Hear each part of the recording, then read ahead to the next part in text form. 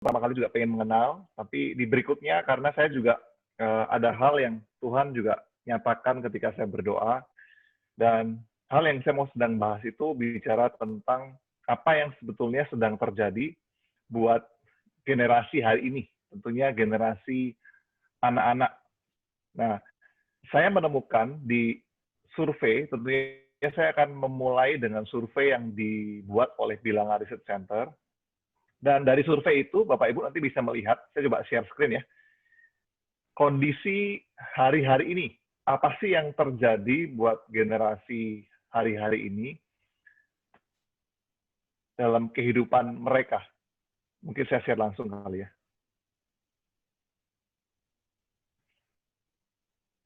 Apakah Bapak Ibu bisa lihat? Bisa ya? Nah, Bapak Ibu tentunya hasil survei ini diambil pada tahun 2019. Saya mau membuka sebuah fakta apa sih yang sebetulnya terjadi buat generasi hari-hari ini supaya nanti ke belakang saya bisa menjelaskan apa yang Tuhan remakan khususnya buat Komsel hari ini. Nah, yang terjadi di Indonesia, Bapak Ibu, ada sebuah hal yang terjadi dari 4.095 remaja Kristen di Indonesia. Mereka menyerukan hal yang sama, yaitu mereka meminta memperhatikan perasaan dan pertumbuhan setiap mereka. 1 dari 7 merasa bahwa hubungan orang tua mereka tidak harmonis. 3 dari 4, jadi mostly 3 dari 4, hampir 3/4 dari mereka merasa tidak mendapat bimbingan yang cukup dari orang tua atas pertumbuhan spiritualitasnya. Yang berikutnya, 1 dari 5 merasa tidak bebas untuk mengeluarkan pikiran dan perasaannya di rumah. Nah, hasil survei berikutnya adalah bicara tentang di BRC tahun 2019 kepada beberapa keluarga yang menyatakan bahwa 2 dari 3 tidak melakukan persekutuan keluarga. Dan yang menarik dari hasil survei tahun 2017, sebetulnya untuk anak-anak, sosok yang paling berjasa menuntun mereka kepada Tuhan Yesus sebesar 73% itu adalah orang tua mereka. Pendeta itu hanya 10% saja. Namun, dari 73% yang berjasa tersebut, hanya 23% orang tua yang dianggap baik dalam membimbing spiritualitas anak selanjutnya. Nah, dampaknya apa sih dari fakta yang tadi saya ceritakan? Inilah yang terjadi dengan kondisi hari-hari ini, Bapak Ibu. 1 dari 7 tidak memiliki seorang pun untuk bercerita di masa-masa krisis mereka. Yang kedua, 1 dari 3 merasa tidak ada yang mengasihi mereka dengan tulus dan sungguh-sungguh. Nah, ini yang cukup mencengangkan, 14,2% pernah berpikir dan 3,5% pernah mencoba untuk bunuh diri. Dan alasan utama dari orang-orang di Jabodetabek ya, mereka stres, depresi, dengan kondisi hidup mereka hampir putus asa hidup mereka. Dan hampir 43%, jadi hampir setengahnya mereka pernah mengunjungi situs pornografi lebih daripada 1 kali. Laki-laki 3 dari 5, perempuan 1 dari 4, dan yang mengagetkan adalah jumlah dari 2,3% generasi muda pernah berhubungan seks dengan lawan jenis, dan 0,8%-nya melakukannya dengan lebih dari 1 orang. Nah, kenapa saya buka dengan fakta itu, Bapak Ibu? Karena ketika saya berdoa, saya diingatkan Tuhan tentang sebuah firman di Kejadian 18, ayat 18-19. Saya akan bacakan buat Bapak Ibu. Sebetulnya ini adalah perintah yang pada waktu itu Tuhan nyatakan khususnya buat Abraham. Abraham adalah yang disebut bapak segala bangsa disebutnya kan.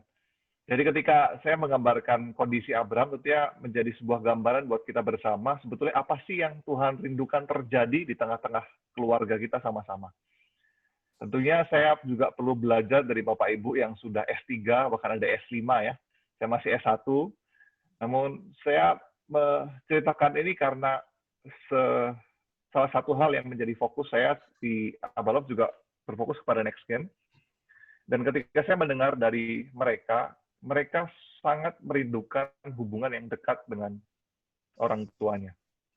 Nah, padahal di firman Tuhan di Kejadian 18 ayat 18-19 saya bacakan, Tuhan meminta Abraham, katakan demikian, bukankah sesungguhnya Abraham akan menjadi bangsa yang besar serta berkuasa, dan oleh dia segala bangsa di atas bumi akan mendapat berkat. Ayat ke-19 adalah sebuah ayat yang Tuhan rindukan terjadi untuk Abraham, bahkan kita semua sebagai orang tua, terjadi di rumahnya. Sebab aku telah memilih dia supaya diperintahkannya kepada anak-anaknya dan kepada keturunannya supaya tetap hidup menurut jalan yang ditunjukkan Tuhan dengan melakukan kebenaran dan keadilan, dan supaya Tuhan memenuhi kepada Abraham apa yang dijanjikannya kepadanya. Jadi Tuhan memberikan sebuah arahan kepada Abraham. Dia akan jadi bangsa yang besar, dan oleh karena hidup Abraham, seluruh bangsa dapat berkat juga dari kehidupan seorang Abraham. Namun Tuhan juga memberikan sebuah guidance yang jelas bahwa sebetulnya Tuhan rindu untuk Abraham membangun itu di tengah-tengah keluarga mereka, yaitu bagaimana Abraham atau kita sebagai orang tua memerintah atau menolong anak-anaknya dan pada keturunannya tetap hidup menurut jalan Tuhan dan melakukan kebenaran dan keadilan. Supaya Tuhan memenuhi kepada Abraham apa yang dijanjikannya kepadanya. Jadi ada sebuah syarat yang Tuhan sebetulnya mendorong Abraham untuk dia lakukan di tengah-tengah keluarganya. Karena dari hasil survei tadi kita bisa lihat bahwa mostly ada beberapa keluarga yang tidak mengambil sebuah prioritas yang khusus untuk mereka bisa membangun mesbah keluarga dalam hidup mereka.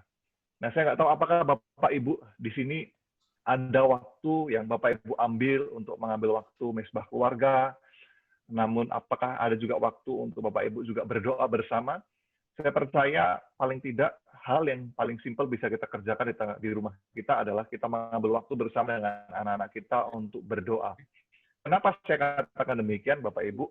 Tentunya kita tahu bahwa Esau dan Yakub, bagaimana seorang ayah memberkati anaknya, tentunya ada yang menarik ya. Yakub dengan caranya dia menipu dalam tanda kutip ayahnya supaya berkat kesulungan datang kepada dirinya, bukan kepada Esau pada waktu itu.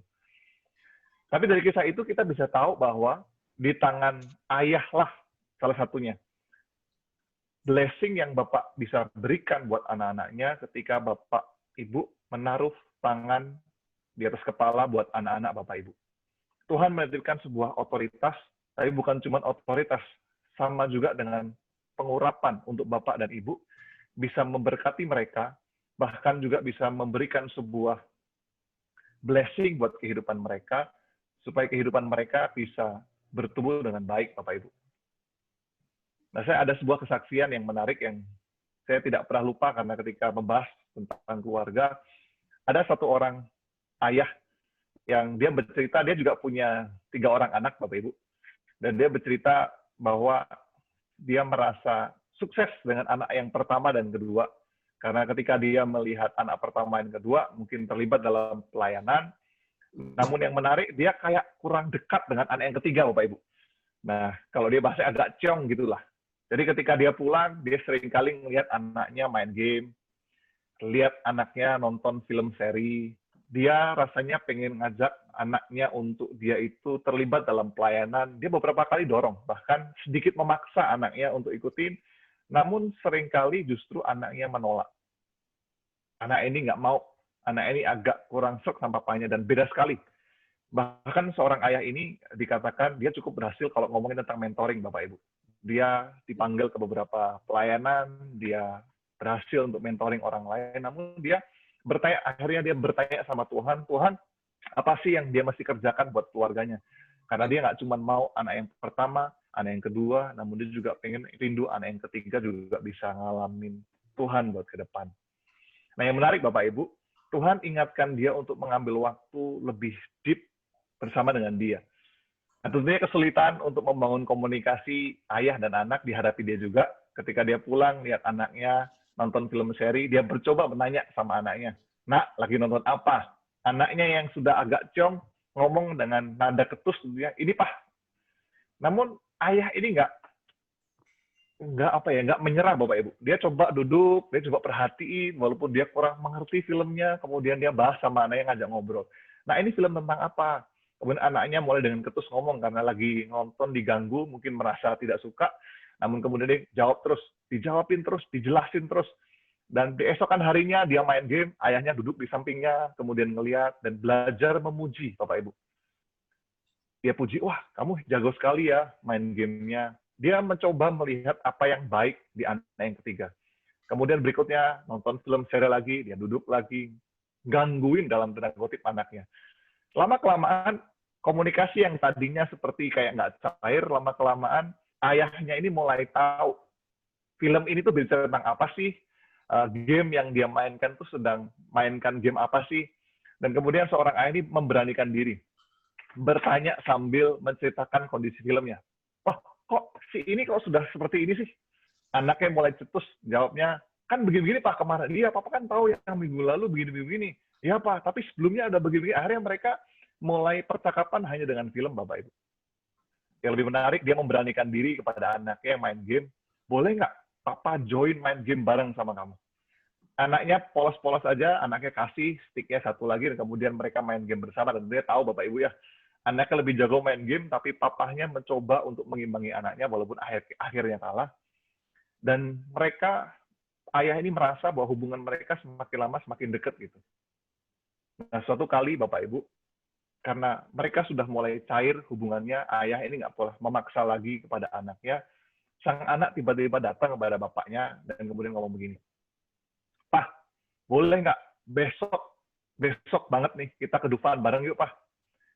Papahnya mulai mikir Bapak Ibu, waduh besok itu hari kerja, dia masih masuk ke kantor, tiba-tiba anaknya minta dia ke Dufan. Dan sebelumnya memang anak ini nggak pernah sama sekali ke Dufan.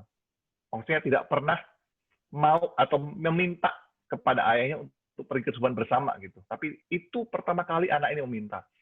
Akhirnya sang ayah malam itu mencoba telepon kepada bosnya di kantor, dia izin, dengan dia berkata apa adanya bahwa anaknya saya rasa perlu untuk mengambil waktu bersama dengan anaknya untuk pergi ke Dufan bersama. Pergilah mereka ke Dufan, Bapak Ibu. Mereka cuma main bersama-sama, mereka ikutin satu alur, kemudian ikuti alur berikutnya, dan kemudian mereka pulang sampai malam, mereka capek. Istrinya berkata kepada bapaknya, gimana tadi? Ya, kita cuma main bersama, dan yang paling mencengangkan adalah hari berikutnya, tiba-tiba seorang anak ini mendatangi ayahnya, dia berkata gini, Pak,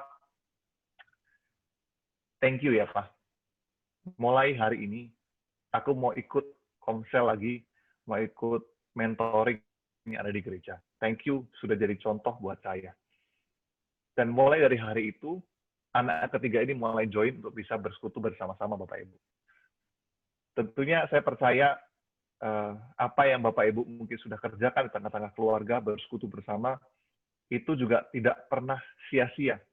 Karena dari hasil riset tadi yang saya bawa, Bapak Ibu bisa melihat bahwa sebagian besar mereka yang sukses untuk membawa anaknya kepada Tuhan, 73% adalah peran dari orang tua.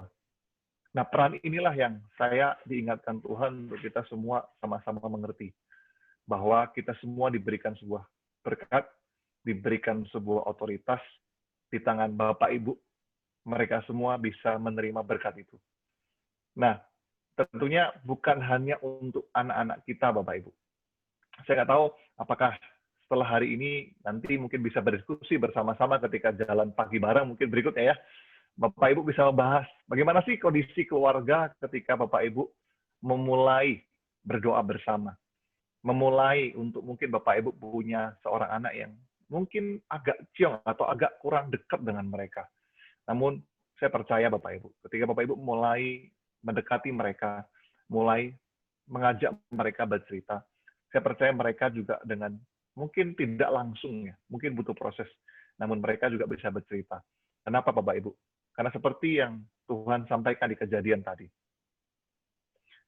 Saya akan bacakan sekali lagi. Sebab aku telah memilih dia itu adalah Abraham, supaya diperintahkannya kepada anak-anaknya dan kepada keturunannya, supaya tetap hidup menurut jalan yang ditunjukkan Tuhan dengan melakukan kebenaran dan keadilan. Dan supaya Tuhan memenuhi kepada Abraham apa yang dijanjikannya kepadanya.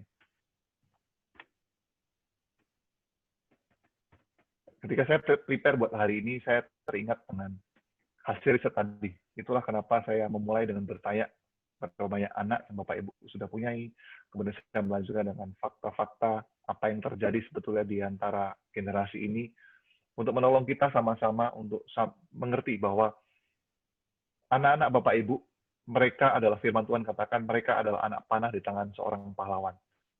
Dan saya percaya peranan Bapak Ibu ke depan untuk menggandeng mereka, untuk menuntun mereka, supaya saya percaya sama seperti berkat itu diturunkan dari tangan Bapak dan Ibu, supaya hidup mereka ke depan. Tentunya bukan cuma kehidupan mereka. Saya percaya ketika kita berdoa bersama di tengah keluarga, ada sesuatu yang Tuhan juga pasti akan sampaikan buat kehidupan kita sama-sama.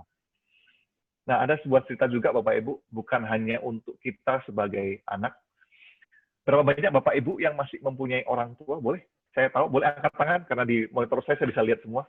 Berapa banyak Bapak Ibu yang masih mempunyai orang tua sampai hari ini? Oh, puji Tuhan.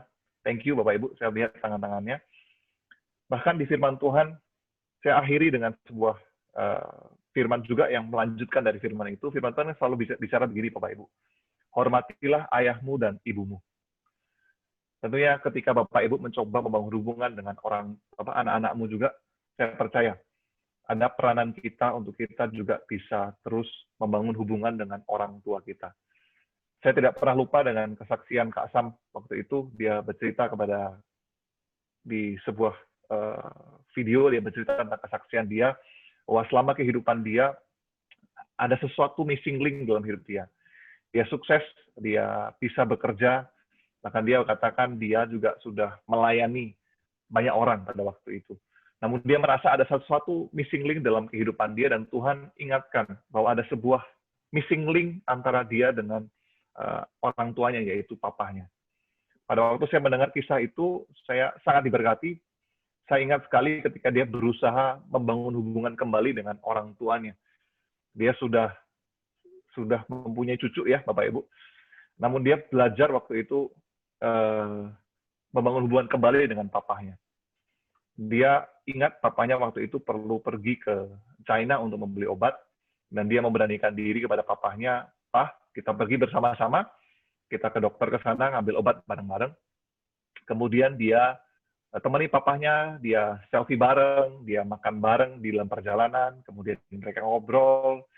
Bahkan suatu kali ketika ayahnya nyuruh dia mandi, papahnya minta dia mandi dari hotel, "Sam, kamu mandi?" gitu.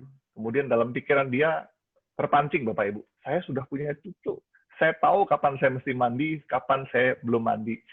Kemudian dia nggak mau lakukan itu, Bapak Ibu. Ketika malam, ketika dia ambil waktu gitu ya, dia ingat Tuhan tegur dia. Kenapa sih hal simpel itu engkau nggak bisa taati? Padahal itu adalah sebuah arahan atau perintah dari ayahmu sendiri. Dan ketika perjalanan pulang, dia menyesali dan dia ngomong bahwa berikutnya saya pasti akan belajar menaati papanya. Dan benar Bapak Ibu, nggak berapa lama obatnya habis dan mereka mesti berangkat ke China lagi untuk mereka membeli obat. Saya masih ingat bagaimana dia setelah pergi gitu ya, dia duduk di ujung kasur, dia sambil menunggu gitu, kayak orang nungguin sesuatu. Papanya bingung ngeliatin dia. "Ngapain lu?" gitu kan. Dia bilang, "Aku nungguin sesuatu, Pak." Dia bilang gitu. Dan nggak berapa lama betul, papanya bilang, "Mandi sana." Dan di momen itu dia bilang, "Siap, Pak. Saya langsung akan mandi." Dan ketika dia masuk ke kamar mandi, Bapak Ibu, ketika dia hidupin pancuran air, dia nangis. Karena di dalam hati dia, sekalipun dia sudah punya cucu, ternyata selama ini ada sesuatu yang Tuhan sampaikan buat dia, untuk dia belajar untuk menghormati ayahnya. Yang walaupun sudah tua, yang walaupun mungkin secara pandangan terbatas, pengetahuan terbatas, namun justru lewat ketaatan dia di momen itu, Tuhan bicara secara spesifik. Link yang selama ini hilang dari kehidupan dia. Kenapa saya bercerita hal ini, Bapak Ibu? Karena saya percaya, selain kita mempunyai anak, tapi kita juga pasti mempunyai orang tua. Saya ingat sekali dengan Pak Sandro waktu itu, yang juga di Beleza. Dia bercerita kepada saya tentang hal ini juga, ketika dia bersama-sama dengan ayah. Dia berkata, "Har, waktu itu saya pernah minta papa saya." Dia sujud, kemudian dia pegang tangan papa dia maksudnya, papa dia, kemudian dia taruh di atas kepala dia, dan dia ngomong, "Pak, tolong berkatin saya." Saya percaya Bapak Ibu, kita mempunyai beberapa orang anaknya, bukan seorang anak. Kalau seorang anak mungkin saya ya, satu gitu ya. Tapi kita Bapak Ibu juga mempunyai beberapa yang sudah beranjak dewasa. Saya mengingatkan tentunya dengan kerendahan hati saya bahwa anak-anak Bapak Ibu adalah pahlawan di masa depan. Dan Bapak Ibu adalah orang-orang yang Tuhan tentukan untuk bisa mendidik mereka, memblessing mereka, bersama-sama membangun mesbah keluarga supaya apa? Supaya bukan hanya mereka merasakan Bapak Ibu, namun mereka juga melihat. Di kondisi pandemi ini mungkin ada kesulitan, mereka boleh melihat dari kondisi Bapak Ibu. Ya mungkin hari ini stres, saya nggak tahu apakah bisnis Bapak Ibu juga terbatas. Namun ketika anak bisa melihat dengan real, masa-masa yang sulit dihadapi dan dilewati oleh Bapak Ibu, mereka boleh menyadari sungguh bahwa Bapak Ibu menjadi teladan mereka. Sekalipun kondisi sulit, Bapak Ibu tidak pernah tinggalkan Tuhan. Dan yang paling akhir Bapak Ibu, kalau Bapak Ibu masih mempunyai orang tua, kontak mereka. Ambil waktu bersama dengan ayah atau ibu yang masih ada. Dengar mereka dan juga belajar untuk membangun kembali link yang ada. Berdoa bersama dengan mereka. Saya masih ingat momen saya pertama kali berdoa bersama dengan orang tua saya. Tentunya nggak gampang karena papa saya belum percaya, Bapak Ibu.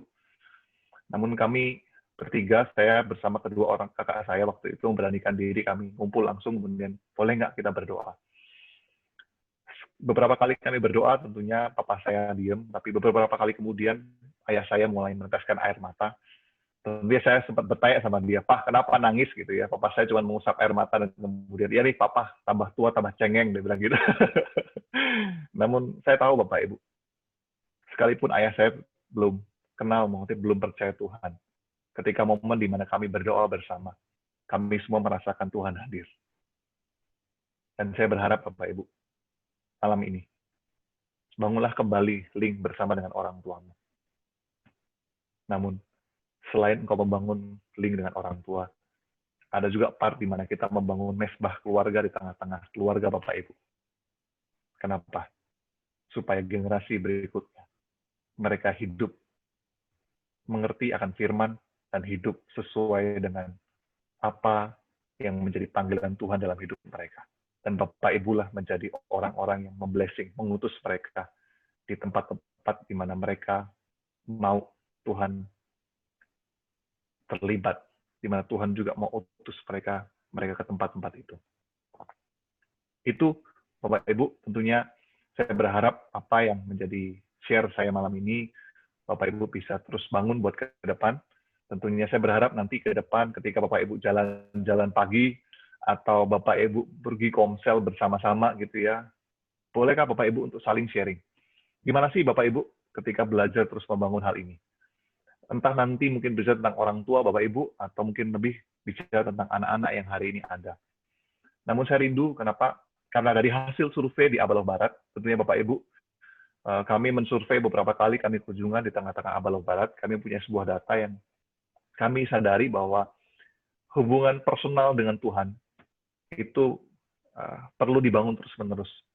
Jadi ada hal yang kurang, artinya perlu terus diperbaiki adalah hubungan kita dengan Tuhan di tengah-tengah Abaloh Barat. Nah, maksud saya, tentunya kita bisa belajar membangun itu bersama dengan keluarga kita. Itu saja Bapak Ibu, tentunya apa yang tadi saya jelaskan, Bapak Ibu bisa eksplor ke depan ya.